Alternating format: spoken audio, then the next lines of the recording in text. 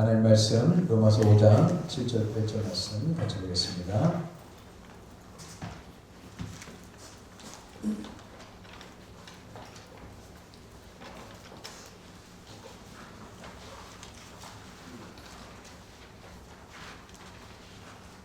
로마서 5장 7절 8절 우리 한 목소리 읽겠습니다. 시작. 의인을 위하여 죽는 자가 쉽지 않고 선인을 위하여 용감히 죽는 자가 꼭 있거니와 우리가 아직 죄인 되었을 때 그리스도께서 우리를 위하여 죽으심으로 하나님께서 우리에 대한 자기의 사랑을 확증하셨느니라. 아멘.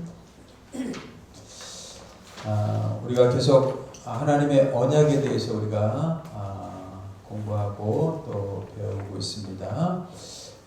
하나님의 신실하신 언약, 약속.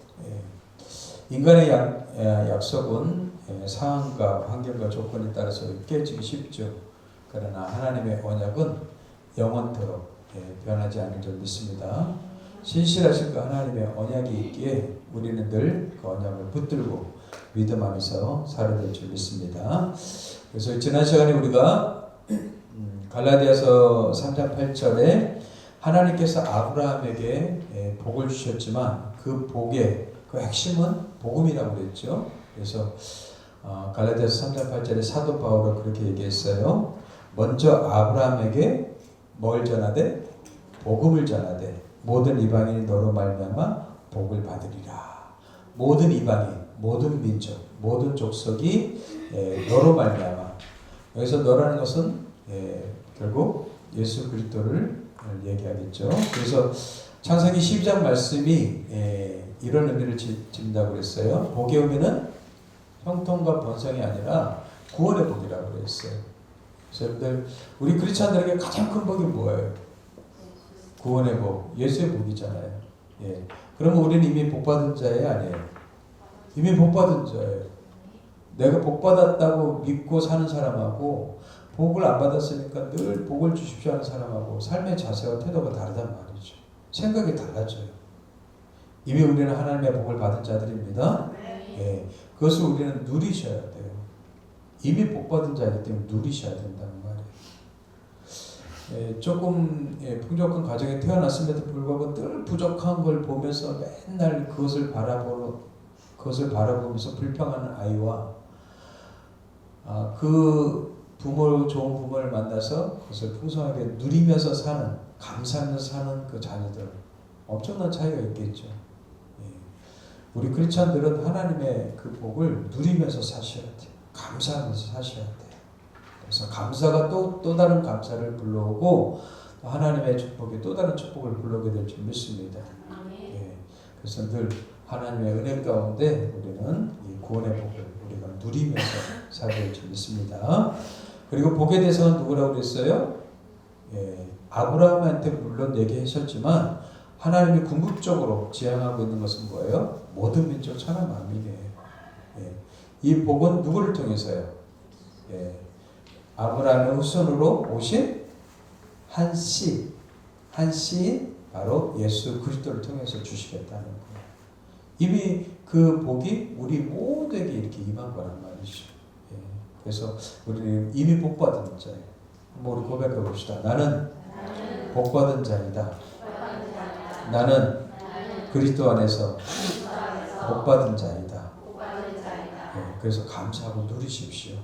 이게 크리스찬의 삶인 거예요. 아멘. 아브라함 언약, 구약을 대표적인 언약이 아브라함 언약과 다윗 언약이라고 그랬죠. 아브라함 언약 중에서 아브라함 언약이 12장부터 22장까지 창세기 12장에서 22장까지 5번인가 나오는데 그 중에서 3개가 굉장히 중요한 메시지를 담고 있어요. 창세기 12장, 그 다음에 15장, 22장. 그래서 12장은 여러분들 아브라함을 부르시고 초청하신 그 하나님의 구원을 상징적으로 보여주는 거예요. 하나님의 복음을 전해서 구원을 주시는. 그렇다면 오늘 15장을 우리가 좀 살펴볼 거예요. 창세기 15장. 창세기 15장 한번 펼쳐놓고 한번 보십시오. 창세기 15장은 하나님이 아브라함과 언약을 통해서 우리한테 예수 그리스도의 십자가를 보여주기 위한 말씀이에요. 그래서 12장이 하나님의 구원을 다루고 있다면 창세기 15장은 하나님의 예수 그리스도 통한 십자가를 상징적으로 보여주고 있단 말이죠. 그래서 여러분들 15장 전체 내용은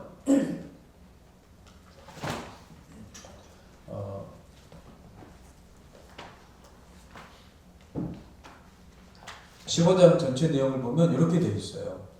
하나님은 15장에서 강조하는 게 씨하고 하나님의 씨하고 그러니까 자손이죠. 자손하고 땅이에요. 그래서 1절에 하나님이 당신을 이렇게 먼저 계시를 해주셔요. 그리고 약속을 주셔요. 그랬더니 아브라함이 불평하고 질문합니다. 그리고 나서 하나님이 그 계시한 것을 내가 이렇게 해줄 거야 하면서 보증을 하셔요. 근데 후반절 15장의 후반절도 내용이 비슷해요. 이번에는 씨가 아니라 땅으로 얘기를 하셔요. 하나님이 당신을 계시하고 약속을 주시고 또 아브라함이 그에 대해서 질문을 해요. 그리고 하나님의 계시를 또 보증을 해주셔요.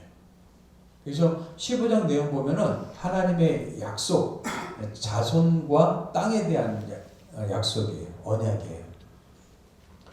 근데 이 언약 속에 하나님의 숨겨진 놀라운 비밀이 담겨져 있다는 것이죠. 그래서 우리가 창세기 15장 1절 말씀을 한번 보십시오. 하나님 먼저 찾아오셨어요. 항상 하나님 먼저 우리를 찾아오셔요. 우리는 늘 피해 다니지만 하나님 우리의 마음을 두드리신단 말이죠. 예수님도 어떻게 하셨어요? 밖에서 먼저 문을 두드리시죠. 우리가 자꾸 어떻게 해요? 완고하고 고집스럽게 문을 안 열고 어떻게 해요? 회피할 뿐이에요. 왜 회피합니까? 우리 안에 숨겨진 죄가 있기 때문에 그래요. 죄라는 건요, 죄라는 속성과 특성이 있습니다. 죄는요, 항상 하나님을 회피하고 피하게 되어 있어요. 최초의 그 성경에 나타나는 가인이 그랬죠. 가인이 아벨을 죽이고 나서 어떻게 했어요? 하나님을 피하고 회피했어요. 아브라함도 어떻게 했어요? 죄를 짓고 나서 하나님을 피해서 숨었어요. 이 죄라는 속성이 우리를 그렇게 만드는 거예요. 그래서 하나님 부정하고 부인하게 만들고 하나님부터 도망가게 만든단 말이죠. 근데 하나님은 어떻게 해요? 우리를 끝까지 추적을 하시는 거예요. 이 사랑의 추적자가 되셔서 우리를 추적하셔서 계속해서 그냥 욕을 하시단 말이죠. 얘야, 마음을 열어줘. 나는 너와 함께 하고 싶어. 너와 깊은 관계를 맺고 싶고 너가 회복되길 바래. 하면서 계속 녹화하신단 말이죠. 근데 우리는 어떻게 해요? 자꾸 어떻게 해요? 그걸 외면하고 회피하고 도망다닌단 말이죠. 하나님 먼저 아브라함을 찾아오셨습니다. 14장에는요 어떤 얘기가 있냐면 조카 롯이 함께 가나안 땅으로 왔었죠. 근데 그 조카 롯이 전쟁에 휘말려서 전쟁 포로로 잡혀가게 됩니다. 근데 하나님께서 아브라함에게 용기한 믿음을 주셔서 그 전쟁, 큰 전쟁에서 집에서 기른 그리고 주변에서 도와준 그 가신들이 있어요. 그 318명을 데리고 가서 그 전쟁터에서 어떻게 해요? 롯을 구출해 갖고 온단 말이죠. 그게 14장 내용이에요. 그러고 나서 이제 돌아오는 길에 살렘왕한테 이제 11조를 바치고 그리고 하나님의 위로를 받게 되죠. 그러고 나서 15장 이제 딱 넘어와서 하나님 먼저 나타나셔서 아브라함아 두려워하지 말라 이렇게 말씀하셔요. 그 14장이 뭐예요? 그 전쟁 가운데 승리하고 왔기 때문에 그들이 다시 전열을 정비해서 다시 공격할 수 있기 때문에 아브라함 마음에는 승리하고 돌아왔지만 여전히 불안한 마음이 있는 거예요. 그래서 하나님 먼저 다가오셔서 마음을 터치해 주는 거예요. 아브라함아 두려워하지 말라. 난 네 방패야. 네 방패야. 걱정하지 마. 두려워하지 마. 내 방패야. 나는 너의 지극히 큰 상급이야. 왜냐하면 전쟁에서 전리품을 다 얻어갖고 왔는데 아브라함은요 거기 욕심을 한 번도 내지 않았어요. 그리고 같이 참여했던 사람들한테 조금 나눠주고 다시 모든 소유들을 다 돌려줬어요. 그 욕심을 다 내려놓으니까 하나님께서 그 말씀을 하시는 거예요. 난 너희 지극히 큰 상급이야. 하나님은요 우리의 상황과 전혀 동떨어진 분이 아니셔요. 우리의 삶을 다 아시는 분이셔요. 그래서 우리한테 말씀하시는 거예요. 아브라함이 지금 마음 상태가 어떤지를 아시고 그리고 아브라함에게 하시고자 하는 메시지를 정확히 전달해 주신다는 말이죠. 아브라함은 두려워하지 말라. 나는 내 방패야. 너희 지극히 큰 상급이야. 그런데요 아브라함이 불평이 있었어요. 가나안 땅에 와갖고 하나님이 자손을 주신다고 했는데 여태껏 자손이 없는 거예요. 그래서 인간적인 생각으로 고안해낸 게 그 당시에는 충실한 그 종을 양자로 섞는 거였어요. 그래서 다메섹 출신의 엘리에셀이라는 종이 있었는데 그 종을 양자로 삼으려고 했어요. 그래서 그 종을 통해서 그 자손을 이어가려고 하는 인간적 계획을 세웠단 말이죠. 그래요. 하나님의 약속이 더디될 때 우리는 늘 인간적인 방법을 고안하고 생각하게 되죠. 근데 하나님 말씀하셨어요. 내가 너한테 얘기한 거는 끝까지 신실하게 할 거야. 그리고 엘리에셀이 네 후손이 아니야. 네 몸에서 날 자라야 후손이야. 하면서 아브라함을 실물 교육시켜요. 밤에 끌고 와서 저 하늘을 봐. 저 무별을 봐. 셀 수 있어? 아니요. 네 자손이 이와 같을 것이 하면서 아브라함에게 약속을 이렇게 다시 한번 확정해 준단 말이죠. 그랬더니 아브라함이 그것을 믿었어요. 이게 최초의 아브라함의 믿음이에요. 그리고 그 믿음을 의롭다 여기셨다고 했어요. 이게 이제 로마서의 핵심 주제죠. 이신칭의 믿음으로 말미암아 의롭게 되는 거예요.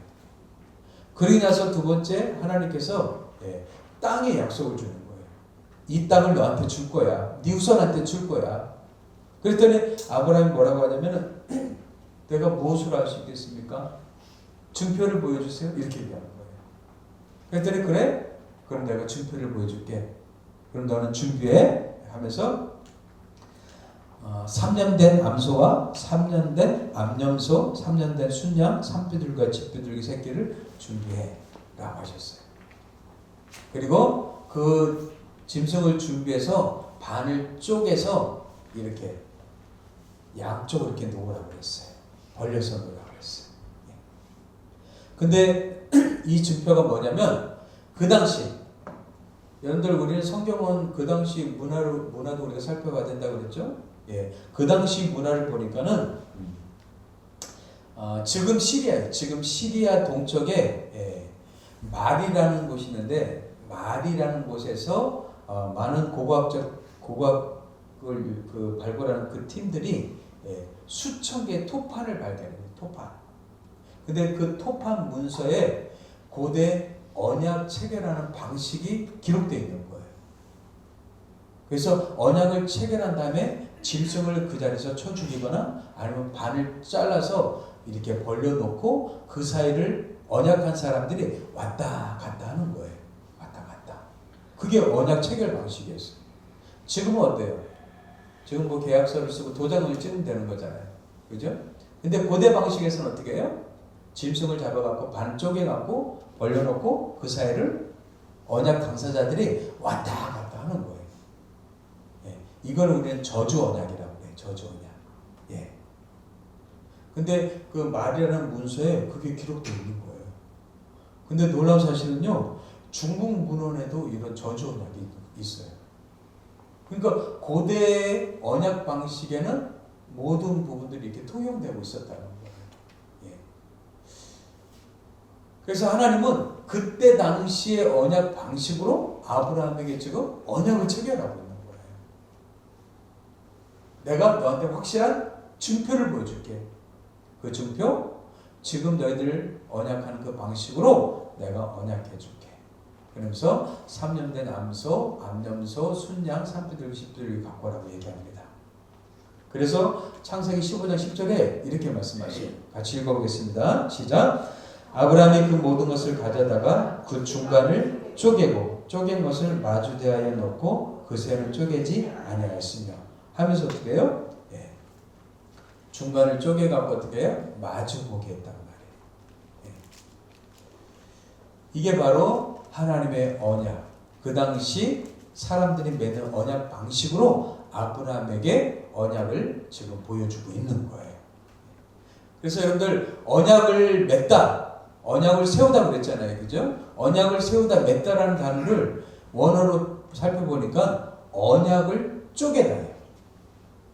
카라트 베리트. 베리트가 언약이에요. 베리트가 언약이고 카라트는 뭐냐면 여러분들 쪼개다는 뜻이에요. 쪼개다. 그 언약을 세우다, 언약을 맺다 이 말의 본래 뜻인 뭐예요? 언약을 쪼개다는 뜻이에요. 쪼개다. 이 카라트, 칼로 이렇게 반 쪼갰죠. 카라트. 쪼개갖고 서로 벌려놓는단 말이죠. 예.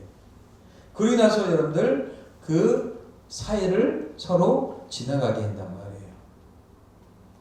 창세기 15장 17절에 이렇게 얘기하고 있어요. 해가 져서 어두울 때 연기나는 회로가 보이며 타는 횃불이 쪼갠 공기 사이로 지나더라. 여러분들 연기나는 화로 그 다음에 타는 횃불은 하나님의 임재를 상징하는 표현이에요. 성경에서요. 하나님의 임재를 상징하는 표현인데 이 하나님의 임재가 그 쪼갠 고개 사이로 어떻게 했어요? 지나갔어요. 그러면 하나님이 어떻게 해요? 언약을 지금 확증하고 보증하신 거예요. 그죠? 내가 언약을 맺겠다라는 거예요. 언약을 맺겠다. 근데 여러분들 특이한 사항은 늘 언약을 세우면 언약 당사자들이 서로 왔다 갔다 해야 되는 거예요. 근데 하나님만 지금 지나가고 아브라함은 지나갔어요? 안 지나갔어요? 안 지나갔다는 사실이에요. 이거를 우리는 쌍무, 서로 쌍방 간에 의무를 지는 언약이 쌍무 언약인데 쌍무 언약이 아니라 뭐예요? 일방적 언약이 됐단 말이에요. 일방적 언약. 뭐예요? 하나님께서 전적으로 책임지시겠다는 언약이에요. 이걸 우리는 은혜의 언약이라고 해요. 그리고 하나님께서는 창세기 17장에 다시 언약을 언급하면서 언약 앞에 내라는 이 단어를 집어넣어서 내 언약 하면서 7번인가 이렇게 얘기하죠. 언약이란 뭐예요? 쌍방간이 지는 거예요. 우리가 결혼하게 되면 부부간에 쌍방간에 어떻게 해요? 약속을 하는 거잖아요. 근데 지금 하나님께서는 어떻게 하셔요? 내 언약 하면서 어떻게 해요? 일방적으로 책임을 지시겠다는 거예요. 근데 여러분들 저주 언약은 뭐예요? 누군가 언약을 깨뜨렸을 때 뭐예요? 이 짐승처럼 너는 어떻게 해요? 아주 비참하게 죽임을 당할 거야 라는 것을 상징적으로 보여주는 거예요. 일종의 이거는 퍼포먼스예요. 퍼포먼스. 너가 언약을 깨뜨렸을 때는 이렇게 잔인하게 너는 죽어도 되는 거야 하면서 서로 쌍방간에 약속을 체결하는 거였거든요. 근데 아브라함 지나갔어요? 안 지나갔어요? 안 지나갔어요. 근데 우리가 구약에서 보면 여러분들 언약을 깨뜨린 측은 하나님이에요? 이스라엘 백성이었어요? 이스라엘 백성이었어요. 하나님은 신실하게 그 언약을 지키셨어요. 한 번도 그 언약을 바꾸지 않으셨어요. 그리고 그 언약을 신실하게 우리한테 보여주시면서 그 사랑을 나타내 주셨어요. 우리가 이번 달에 호세아서를 묵상했는데 호세아 선지자는요 창녀를 아내로 삼으라고 하나님 명령하셨어요. 그 창녀를 데리고 왔어요. 데리고 와서 3자녀를 낳습니다. 첫 번째 아들, 두 번째 딸, 세 번째 아들. 3자녀를 낳았음에도 불구하고 그 창녀 보면은요 마음이 바뀌지 않았어요. 끊임없이 신실한 남편 호세아를 떠나서 다른 남자를 찾아다녔어요. 이게 바로 이스라엘의 모습이었고 바로 오늘 우리들의 모습이란 말이죠. 하나님은 신실하게 우리한테 사랑을 보여주셨음에도 불구하고 우리는 늘 하나님을 의심하고 배반하고 하나님 앞에 신실하지 못한 우리들의 모습, 이것을 상징적으로 보여주고 있다는 말이에요. 그래서 하나님의 언약은요, 일방적인 언약인 것을 우리한테 보여주고 있어요. 이것을 에베소서에서는 이렇게 표현하고 있는 거예요. 너희는 그 은혜에 의하여 믿음으로 말미암아 구원을 받았으니, 하나님의 일방적인 은혜로 말미암아 너희들은 그냥 아멘, 믿음으로 받아들여서 구원을 받았다는 거예요. 이것이 너희에게서 난 것이 아니야. 너희 행위로, 너희 행실로 난 것이 아니야. 하나님의 선물이라는 거예요. 행위에서 난 것이 아니니 이는 누구든지 자랑하지 못하게 하는 거예요.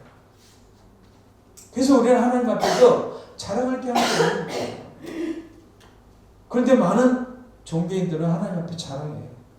내가 이렇게 했어요, 저렇게 했어요, 이렇게 했어요 하면서 자기를 자꾸 자랑해요. 뭐예요? 자기가 아직도 제 이름을 알지 못하는 거예요. 자기가 어떤 존재인지 알지 못하고 하나님의 신실하신 사랑을 아직 알지 못하고 있다는 것이죠. 근데 하나님은 어떻게 해요? 하나님의 은혜로 말미암아 당신의 신실하신 언약을 우리에게 보여주셨어요. 이게 바로 뭐예요? 바로 예수 그리스도의 십자가란 말이에요.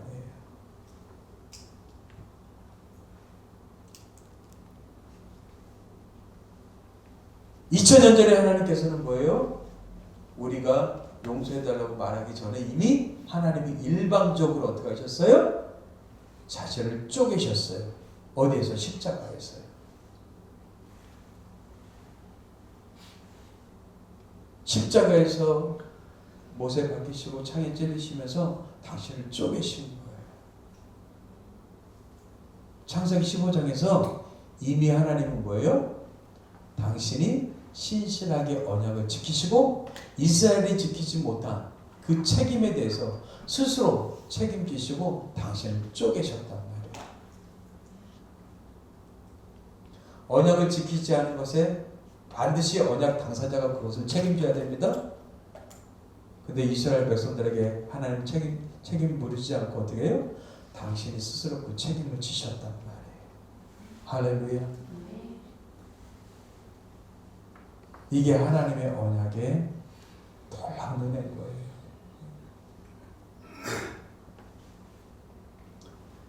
그래서 여러분들, 어떤 사람이 리더입니까? 책임지는 사람이 리더인 거예요. 가정에서는요, 남편이 책임지죠.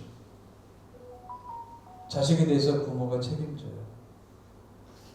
학생들에 대해서 선생님이 책임져요. 오늘의 사회가 왜 문제입니까? 책임지는 사람이 없다는 거예요. 책임져야 될 사람이 책임지지 않는 거예요. 하나님은요, 인류의 모든 죄악을 어떻게 해요? 스스로 짊어지시고 스스로 책임져 주신 거예요. 이 하나님의 신실하신 언약, 신실하신 그 약속, 그리고 신실하게 우리를 책임져 주시는 그 사랑. 그래서 사랑은 다른 게 아닙니다. 책임져 주는 겁니다.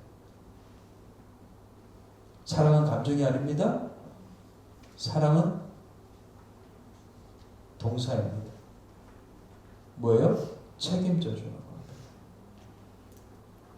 부부 간에 책임져 주고, 부모 자식 간에 책임져 주고, 하나님은 우리를 책임져 주시겠다는 거예요. 아멘? 그런데 우리는 자꾸 마음이 흔들려요.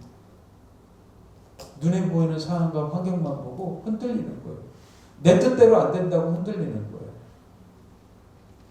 하나님의 신실한 언약을 붙들지 않고 우리는 계속 흔들리는 거죠. 내가 책임질게. 걱정 마. 내가 책임질게. 하나님 앞에 나가서 하나님 책임져 주니까 하나님의 음성을 듣고 우리가 힘을 얻어야 되는데, 우리가 그 음성을 듣지 않는 거예요. 어저께도 집사람과 같이 박이라는 청년의 그 유튜브 영상을 제가 보면서 그가 절망적일 때 그는 하나님을 찾고 하나님의 음성을 들었어요. 그리고 그 전신마비가 된 상태에서조차 그는요 긍정적인 마음을 갖고 하나님 앞에서 내가 무엇을 할지를 물었어요. 그때 하나님께서 그에게 감동시켜 준 거예요. 다른 사람에게 희망을 주는 사람이 되겠다는 거예요. 우리 같으면 절망한 낙심 가운데 빠져서 어떻게 해요? 완전히 무너졌을 텐데 그는 그 상태에서 그 상황 속에서 어떻게 했어요? 누군가에게 희망을 주는 사람이 되겠다는 거예요.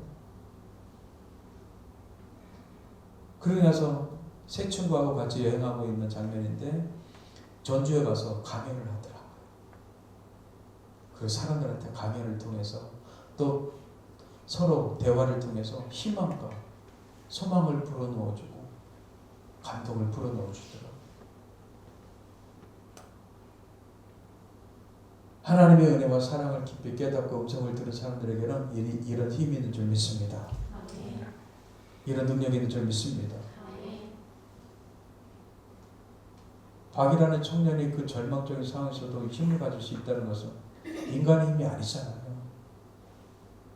하나님 주신 힘이잖아요. 근데 우리는 조금만 힘들어도 못하겠습니다. 안 됩니다.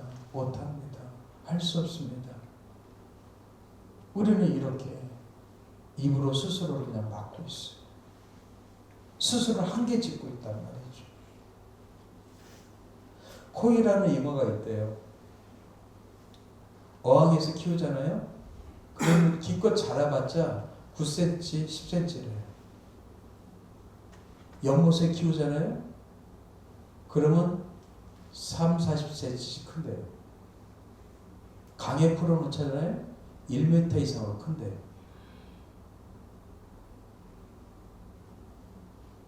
스스로를 어떻게 생각을 갖고 있냐에 따라서 완전히 달라지는 거예요.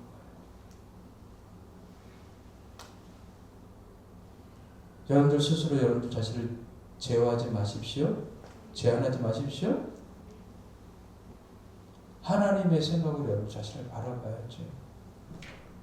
이미 우리 안에는 누가 있어요? 예수 그리스도가 있잖아요. 예수의 생명이 있잖아요. 일방적으로 책임져 주시는 하나님의 신실하신 사랑이 있잖아요. 우리 스스로를 제한하지 마십시오.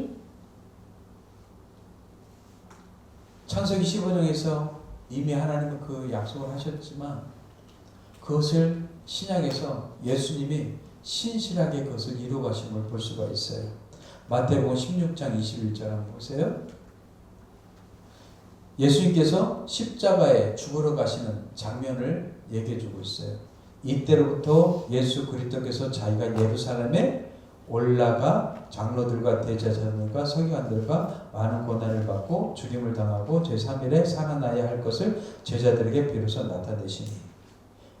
우리 번역 성경이 이렇게 되어 있어요. 근데 원어 성경에는요, day라는 이 헬라어가 들어가 있어요. 이 day라는 헬라어는요, 반드시 뭐뭐 해야 된다. 영어로 must, have to의 의미예요. 이걸 신적 day라고 해요. 하나님이 반드시 해야겠다는 거예요. 뭐예요? 하나님의 뜻을 이루기 위해서 해야겠다는 거예요. 우리 요한복음 4장에서 여러분들 사마리아 여인은 많은 사람들은 사마리아 지역을 피해서 갈릴리 쪽으로 올라가죠. 근데 예수님께서 뭐예요? 이 사마리아 지역을 통과하여야겠는지라 이렇게 표현하셔요. 그때 신적 대의를 써요. 뭐예요? 내가 반드시 그 지역을 지나가야겠다는 거예요. 근데 지금 마태복음 16장 21절 말씀에 이 대의를 이렇게 번역을 안 해놓은 거예요. 그러니까 의미가 약하대요. 근데 16장 21절에 이 대의가 계속해서 반복되고 있어요. 4번씩이요.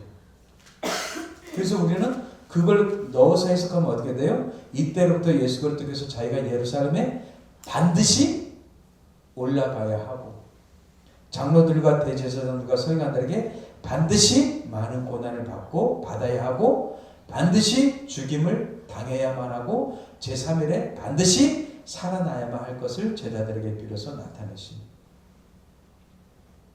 의미가 완전히 달라지죠. 하나님이 우리의 구원을 위해서 어떻게 해요? 스스로가 쪼개기 위해서 십자가 길로 걸어가신 장면을 나타내주고 있단 말이죠. 이게 하나님의 놀라우신 사랑인 거예요. 책임져 주시는 사랑. 우리는 끊임없이 언약을 배반하고 약속을 배반하지만 하나님은 신실하게 약속하신 그것을 이루시기 위해서 당신의 아들 예수 그리스도를 우리에게 내어주신 거예요. 그게 오늘 말씀인 거예요. 의인을 위하여 죽는 자가 쉽지 않고 선인을 위하여 용감히 죽는 자가 혹 있거니와 우리가 아직 죄인 되었을 때 그리스도께서 우리를 위하여 죽으심으로 하나님께서 우리에 대한 자기의 사랑을 확증하셨느니라. 할렐루야. 요한일서에서 이렇게 얘기하고 있어요. 그가 우리를 위하여 목숨을 버리셨어요. 그래야 예수님은 목숨을 버리신 분이셨어요. 사람들이 죽인 게 아니라 스스로를 버리신 거예요. 왜요? 우리 죄를 위해서, 우리를 구원하기 위해서, 우리를 사랑하셨기 때문에. 이것이 바로 이로써 사랑을 아는 거예요. 하나님의 사랑을 우리가 알게 되는 거죠.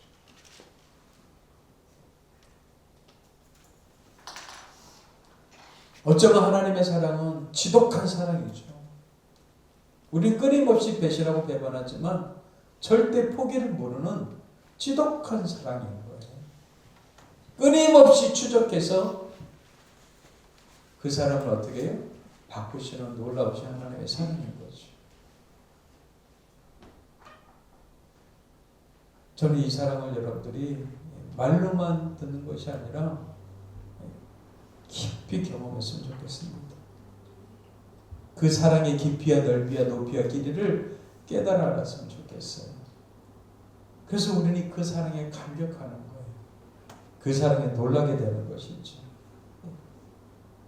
이 십자가로 말미암아 우리한테 베푸시는 그 언약, 그 약속, 이거를 우리는 새 언약이라고 해요. 새 언약.